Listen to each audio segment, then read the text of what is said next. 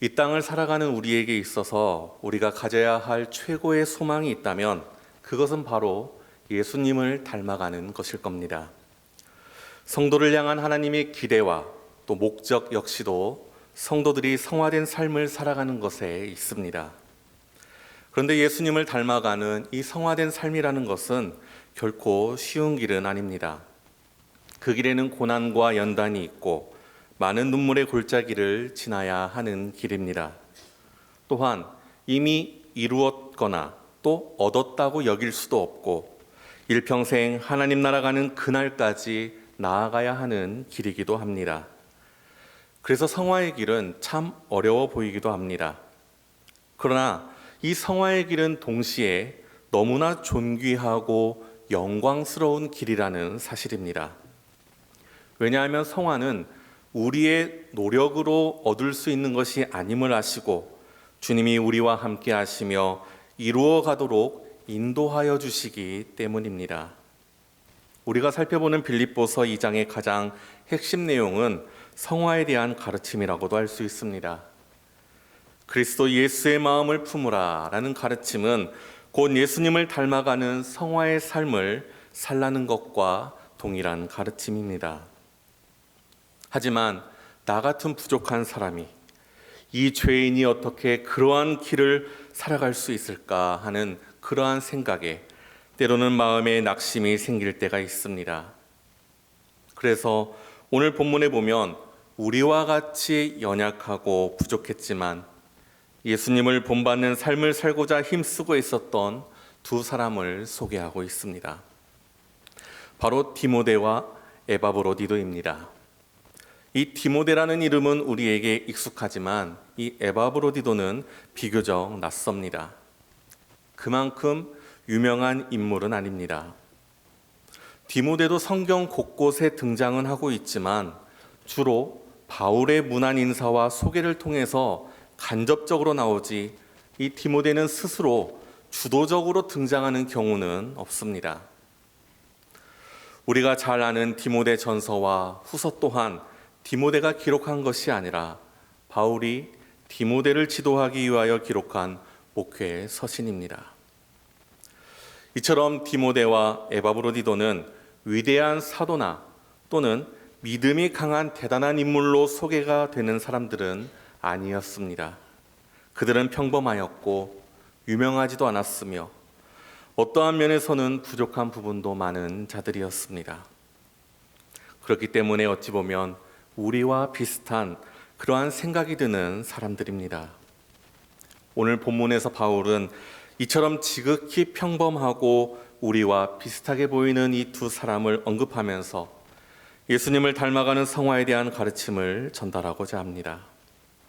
그래서 오늘 본문에 등장한 이 두 사람이 보여주는 모습을 통하여서 참된 성도의 모범에 대해 살펴보는 시간을 가져보도록 하겠습니다.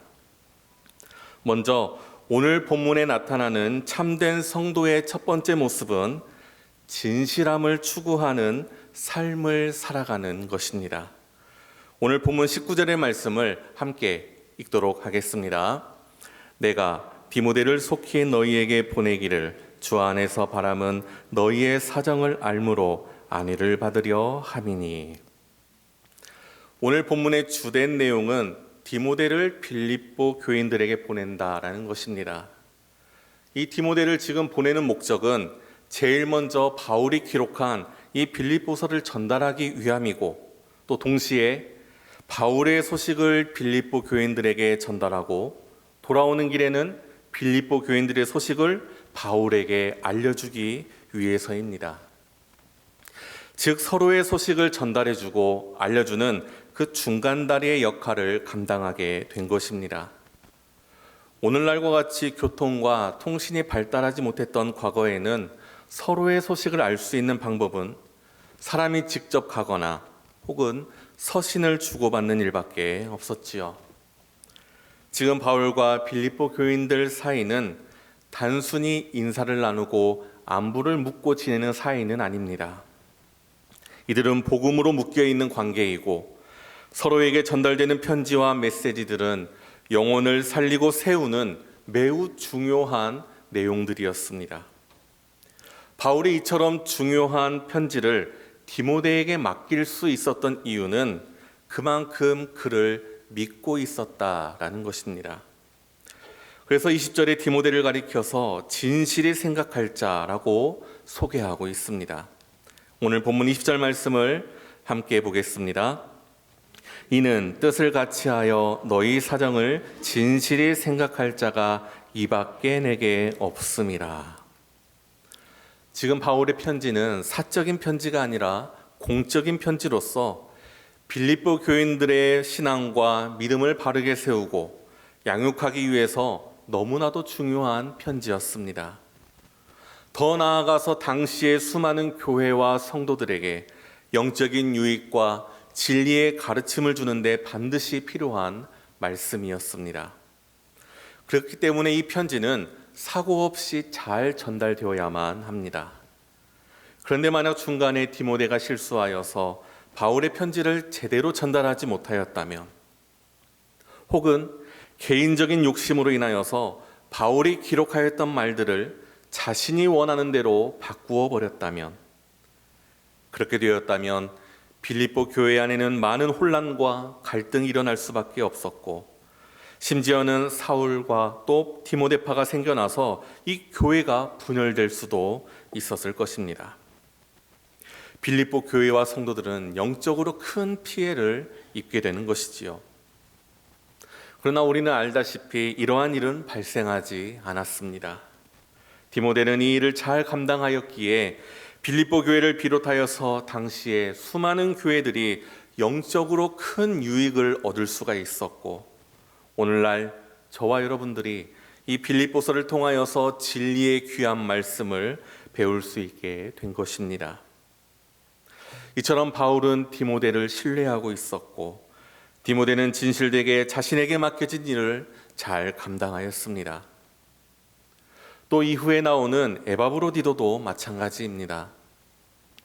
과거뿐 아니라 오늘날에도 한국의 수많은 교회들, 우리나라뿐만 아니라 세계의 많은 교회들이 쓰러지는 문제 중에 하나가 돈, 재정 문제입니다.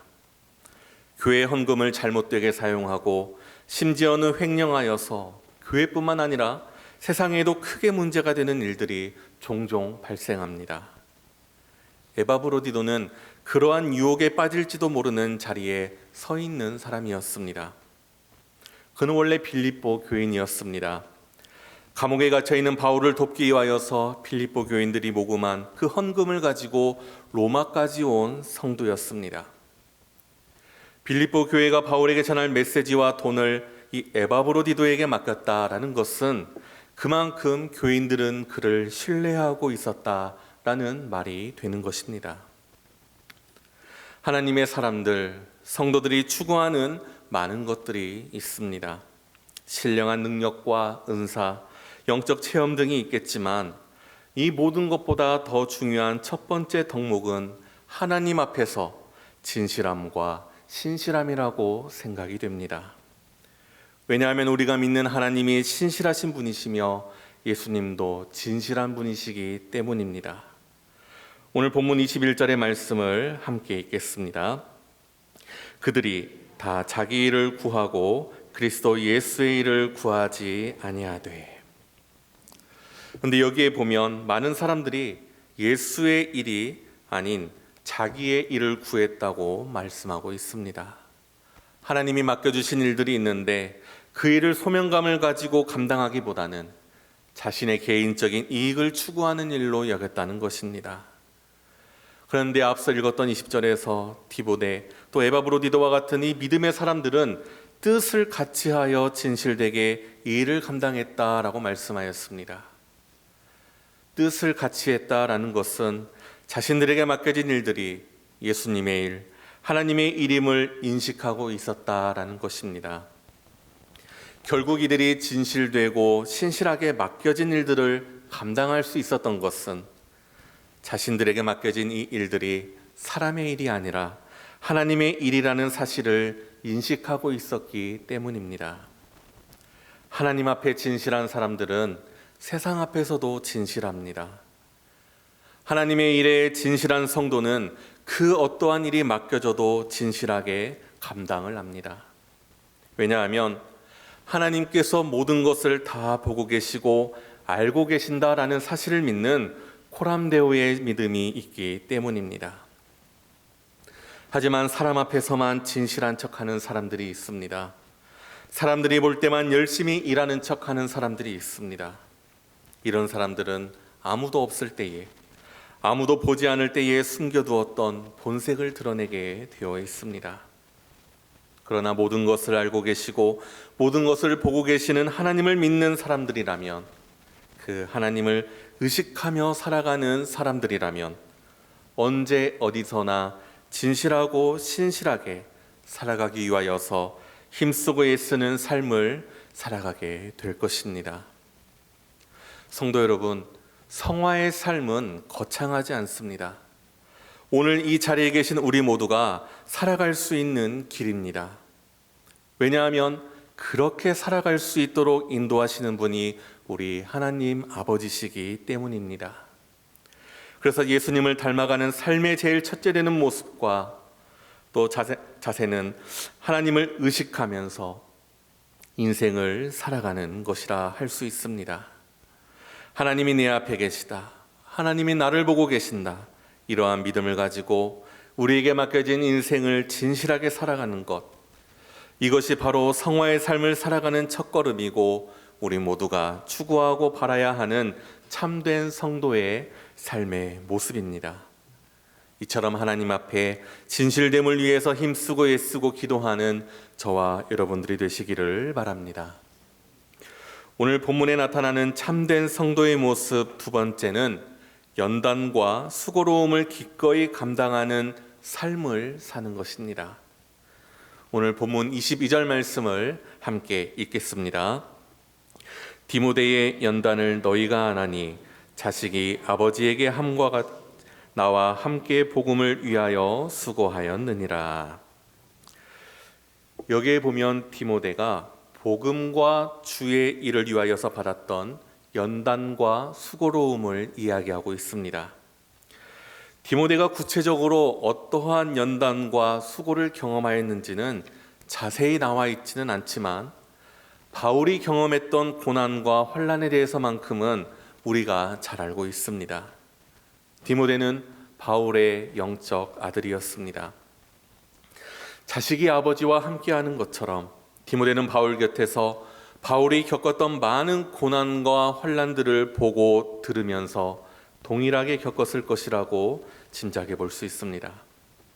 그렇다면 바울과 디모데가 복음을 위해서 연단을 받고 수고로움을 경험한 것을 오늘 저와 여러분을 어떻게 연결할 수 있을까요? 1차적으로 바울과 디모데처럼 복음을 증거하다가 당하는 핍박과 고난들이 우리에게 복음을 위한 연단과 수고로움이 될 수 있습니다. 그리고 2차적으로는 우리가 하나님 앞에서 믿음으로 인생을 살기 위해서 감내해야 하는 고난들이라고 생각할 수 있습니다. 우리가 세상 속에서 하나님의 말씀과 뜻에 순종하는 삶을 살아가려고 한다면 자연스럽게 우리는 여러 가지 불편과 손해를 감수할 수밖에 없는데요. 그러한 것이 성도가 감당해야 할 연단과 수고로움이라고 할 수 있습니다. 그런데 우리는 복음을 위한 삶, 하나님의 영광을 위한 삶, 하나님의 나라와 그의 의를 위한 삶을 살아가야 합니다라고 이야기를 하고 언급을 하면 무언가 대단한 일을 해야 할 것만 같고 특정한 사람들이 하는 것처럼 느껴지기도 합니다. 하지만 오늘 우리는 이 서신서의 수신자가 빌립보 교인들이라는 사실을 우리는 기억해야 합니다. 당시 빌립보 교인들은 로마 제국의 압제와 유대인들의 핍박으로 인하여서 분명 쉽지 않은 상황 속에서 신앙생활을 하고 있었을 것입니다. 허나 그들이 바울과 디모데처럼 직접적으로 복음을 전하다가 큰 고난을 받은 것은 아니었습니다. 지금 그들이 고난을 받고 어려움을 당하는 이유는 단지 그리스도인이라는 이유 때문이었습니다. 성도들이 경험하는 고난의 가장 근본적인 원인은 예수님을 구주로 믿고 영접했기 때문에 일어난 일입니다. 다시 말하면 어떠한 특정한 일 때문에 고난을 당하고 여러 연단과 수고로움을 경험하는 것만이 성화를 이루어가는 삶이 아니라 예수님을 믿기 때문에 당하는 모든 연단과 수고로움이 성화를 이루는 삶의 과정이요 모습이라고 할 수 있는 것입니다. 이 성화의 삶이라는 것은 특별하고 신비로운 삶이 아닙니다. 믿는 성도들이 하나님의 백성답게, 하나님의 자녀답게 인생을 살아가는 것도 성화를 이루어가는 삶의 과정입니다. 왜냐하면 세상 가운데에서 하나님의 백성답게 살아가는 것은 쉬운 일이 아니기 때문입니다. 죄악이 관영한 이러한 세상 속에서 하나님의 자녀답게 믿음으로 이 인생을 살아간다는 것 그 자체가 참으로 어려운 일이고 많은 손해를 감수해야 하는 삶입니다. 성화의 삶이라고 하여서 성화를 위한 삶이 따로 있고 신앙생활을 위한 삶이 따로 있는 것이 아니라 이 모든 것은 하나입니다. 우리가 성도로서 믿음으로 인생을 살아가고 하나님을 믿음으로 신앙생활을 영위하며 나아가는데 그 과정과 여정이 성화의 삶을 포함하고 있습니다. 그러니 우리가 살아가는 이 삶은 너무 특별한 것이고 특정한 인들만 할 수 있는 것이 아니라는 것입니다. 평범한 우리 모두가 다 걸어갈 수 있는 길이라는 것입니다. 그러기에 성도는 매일매일 반복되는 일상의 삶의 자리에서도 하나님을 의식하며 살아가고 그 믿음으로 우리의 인생을 살아가야 하는 것입니다. 앞에서 언급했듯 이 평범한 삶 가운데에서도 하나님께서는 나의 삶을 지켜보고 계신다는 그 사실을 우리는 인식하며 믿음으로 살아가야 합니다. 하나님의 백성답게, 하나님의 자녀답게 우리에게 주어진 삶의 자리에서 세상과 타협하지 않고 믿음대로 살기 위하여서 노력해야 합니다. 오늘 말씀의 디모데가 복음 증거를 위해서 바울과 함께 많은 고난을 받은 사람이었다면 이 에바브로디도는 육체의 연약함으로 인해서 많은 연단을 받은 사람이었습니다. 이 에바브로디도가 감당해낸 대표적인 일은 빌립보 교인들이 모아서 챙겨준 그 준비한 헌금을 바울에게 전달하는 것이었습니다. 그런데 그는 이 일을 감당한 이후에 몸이 아파서 누워있을 수밖에 없었습니다. 헌금을 전해주고 바울을 섬기기 위해서 왔는데 섬기기는커녕 오히려 지금 자신은 병에 걸려서 바울을 비롯하여 다른 이들에게 간호를 받으며 섬김을 받는 사람이 에바브로디도였습니다. 빌립보 교회에서 얼마나 많은 헌금을 준비했는지는 모르지만 이처럼 생명이 위독한 큰 병에 걸린 에바브로디도를 간호하고 치료하기 위해서는 적지 않은 돈이 들어갔을 것입니다. 병으로 누워 있으면서 에바브로디도는 이러한 점들이 얼마나 마음이 무겁고 미안했겠습니까? 지금 자신은 도움을 주러 왔는데 도리어 더 크게 도움을 받고 있으니 괜한 피해를 주는 것 같아서 미안하여 어찌할 바를 몰랐을 것입니다. 이런 에바브로디도가 경험한 연단과 수고는 크게 세 가지로 볼 수 있습니다. 하나는 돈에 대한 유혹을 이겨내는 것과 또 하나는 육체적인 병마와 싸우는 것, 그리고 마지막으로는 병에 걸려서 아무 도움도 주지 못하고 주변 사람들에게 피해를 준 것만 같은 그 미안한 마음과 싸우는 것이었습니다. 때로는 우리도 그렇습니다. 신앙생활을 하면서 내가 생각해보면 뭔가 잘한 것도 있는데 어쩌다 보니 부득이하게 실수하는 것도 있고 때로는 내 의지와는 상관없이 여러 가지 상황이 꼬이면서 주변 사람들을 힘들게 만드는 일을 경험하기도 합니다. 또 때로는 나의 부족함과 연약함 때문에 다른 이들이 수고로움을 감당해야 하는 상황도 경험하게 됩니다. 이 자리에 계신 성도님들도 지금까지 신앙생활을 하면서 하나님을 위해서, 복음을 위해서, 교회를 위해서, 또 다른 이들을 위해서 감당하신 일들이 한두 개씩은 분명히 있을 것입니다. 무언가 당당히 이야기하고 내세울 수 있는 나름대로의 공로와 업적들이 몇 개씩은 있을 것입니다. 그런데 그러한 것들을 곰곰이 생각해 보면 잘한 것도 있지만 어쩌다 보니 못한 일도 있고, 또 특별히 못한 일은 아닌 것 같은데 성도들에게 죄송스러운 일들도 몇 개씩 생각나는 것이 있을지도 모르겠습니다. 내가 일부러 잘못한 것은 아니지만 의도하지 않게 주변 사람들에게 미안한 일들이 있다는 것입니다. 우리 인생이 이렇습니다. 결코 자랑할 것이 없다라는 것입니다. 겸손한 척하기 위한 이야기가 아니라 정말로 자랑할 것이 없습니다. 잘한 것보다 못한 것이 더 많고 자랑할 일보다 미안하고 송구스러운 일들이 더 많습니다. 이러한 삶이 우리의 삶이고, 이러한 상황 속에서 끝까지 하나님을 의지하며 겸손히 믿음으로 살아가야 하는 것이 저와 여러분에게 주어진 이 인생의 길입니다. 이러한 신앙의 여정이 예수님을 닮아가는 성화의 과정이라고 생각합니다.